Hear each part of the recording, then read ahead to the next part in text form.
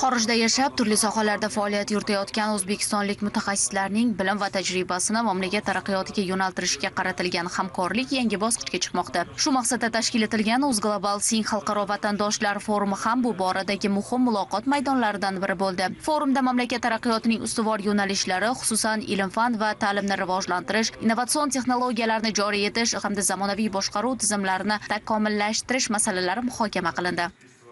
Bugun dunyoning turli mamlakatlarida faoliyat yuritayotgan o'zbekistonlik olimlar, ekspertlar, tadbirkorlar va mutaxassislar o'z sohalarida katta tajribaga ega. Ularning xalqaro tajribasi va professional aloqalardan samarali foydalanish, yangi loyihalarni amalga oshirish, investitsiyalarni jalb etish, texnologiyalar transferini kengaytirish hamda yangi ish o'rinlarini yaratishda muhim omil bo'lishi mumkin. Bu eng kichkina detallardan eng katta global muammolargacha O'zbekiston tarixini, O'zbekistonni ichki va tashqi siyosatini, O'zbekistondagi barcha sohalarni, bu aytaylikki muhandislik sohasi bo'ladimi, yangi startaplar sohasi yoki bo'lmasam sun'iy intellektdan foydalanish masalasi, yoki O'zbekiston tarixi, yoki xorijda istiqomat qilayotgan vatandoshlarimizni turli muammolari, ularni hayot kechirishi, ularni O'zbekiston bilan bog'liqligi masalasiga qaratilgan eng katta loyihalardan biri hisoblanadi. Muloqot davomida shuningdek hududlarning ijtimoiy-iqtisodiy rivoji, ekologik barqarorligi, sifatli ta'lim va innovatsiyalarni qo'llab-quvvatlash bilan bog'liq takliflar ilgari surildi. Xorijdagi vatandoshlar bilan davlat organlari,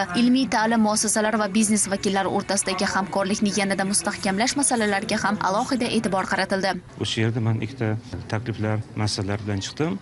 Birinchisi bu sun'iy intellektdan samarali ravishda foydalanib, AQShda, Angliyada mashhur darsliklar bor. O'sha darsliklarni o'zbek tiliga tarjima qilib, iqtisodiy nazariyasi, statistika kabi fanlarni o'qitishda tartibga qo'yish birinchi masalasi va ikkinchi masala O'zbekistondagi OTMlarning yanada nufuzini xalqaro darajaga ko'tarish maqsadida ilmiy xodimlar tomonidan chiqarilayotgan maqolalar hamda chet eldan studentlarni O'zbekistonga kelib bir semestr yoki bir oy almashuv programmalari sonini oshirish. Mana shu ikkita takliflar bilan chiqdik. Eng muhimi bu jarayon dunyoning turli nuqtalarida faoliyat yuritayotgan vatandoshlarni yagona maqsad, yangi O'zbekiston rivojiga hissa qo'shish yo'lida birlashishiga xizmat qiladi. Diyora G'aniyeva, Husan Jumanazarov, Abdulloh Sultonxo'jayev, Zamon informatsion dasturi uchun.